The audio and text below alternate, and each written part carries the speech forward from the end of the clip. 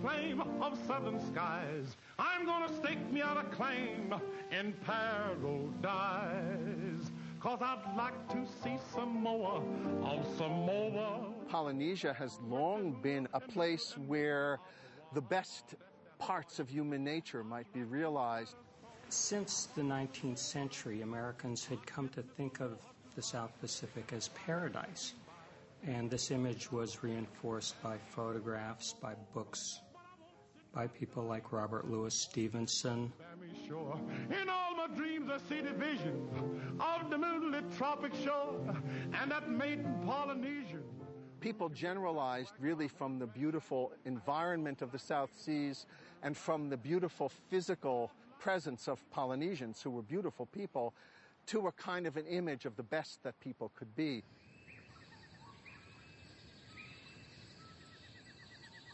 In August 1925, Margaret Mead arrived in Pago Pago, on the Samoan island of Tutuila, only to find that her island paradise wasn't exactly what she'd been expecting.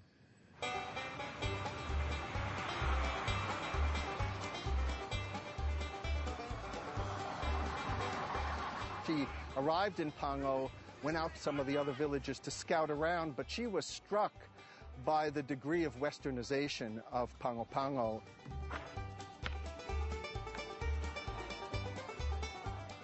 American Samoa was a colonial backwater. The American naval government ran American Samoa, and the main island of Tutuila was fairly Americanized. Mead was looking for something a little less civilized.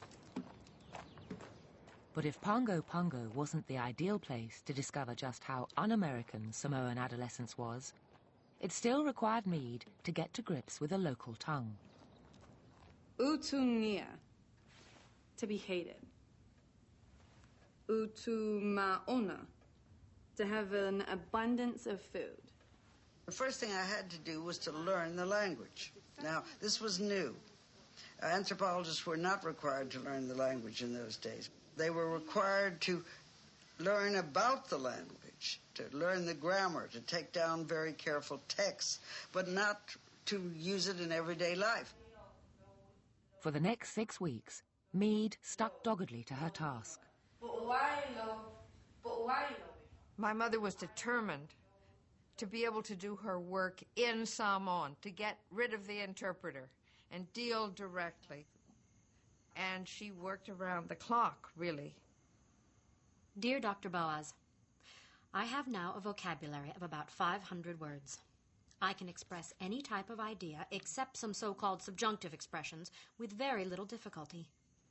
I have talked to 10-year-old children for 15 and 20 minutes and made myself understood. I am quite confident now that I will be able to handle the language well enough for the requirements of my problem.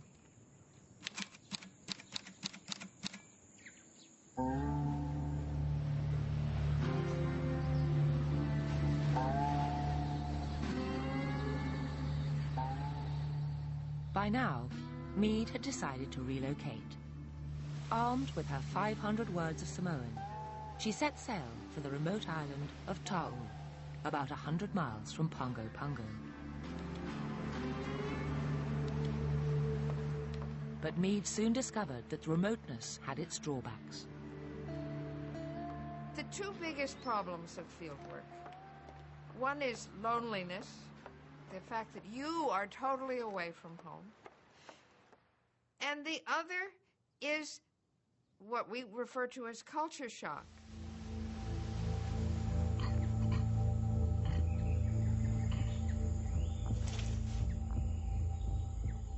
That shock was all the greater when Margaret Mead realized she faced the disturbing prospect of having to share a room with the natives.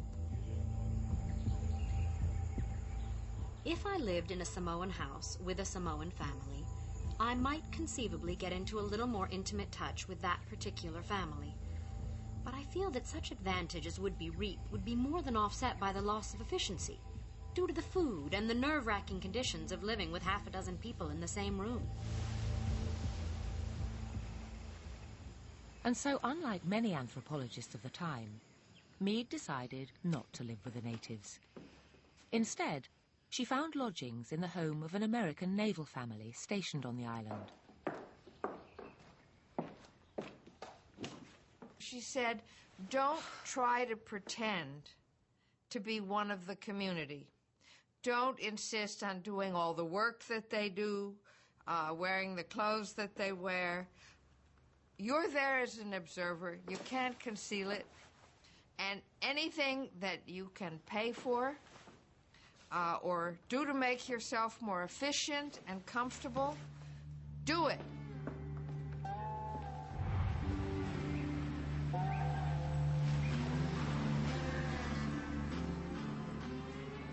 But there was little that Mead could do to prepare herself for the harsh tropical climate.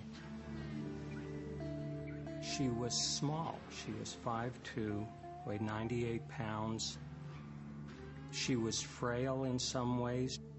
She has to contend with heat, humidity, mosquitoes, and like all anthropologists at one time or another, she throws up her arms and says, I wish that I was back in New York collecting subway fares.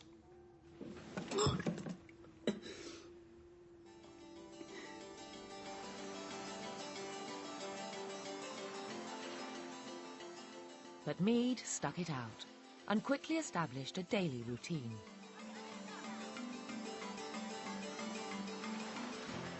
Even with the heat, humidity, mosquitoes, and the despair that occasionally sets in, she is just a whirlwind of energy. She starts work at dawn and works until late into the night. She spent large sections of every day typing up her notes. She would try and be present for ceremonials. She would arrange conversations with people she wanted to interview. She would walk through the village. She did say to me once that one of the reasons she loved being in the field was that you made your own schedule. Nobody there was going to tell you what to do. Little by little, Mead began to understand the ways of her Samoan hosts. So I learned how to be courteous, how to ask questions courteously. I learned how to sit and stand and receive a gift and start a dance. I learned never to speak standing up erect if someone else was seated, and always to bend over, very far over, in front when you walked in front of someone of rank. As Mead discovered more and more about the Samoan adolescents she'd been sent to study, it dawned on her that there was something rather unusual about the way they'd been brought up.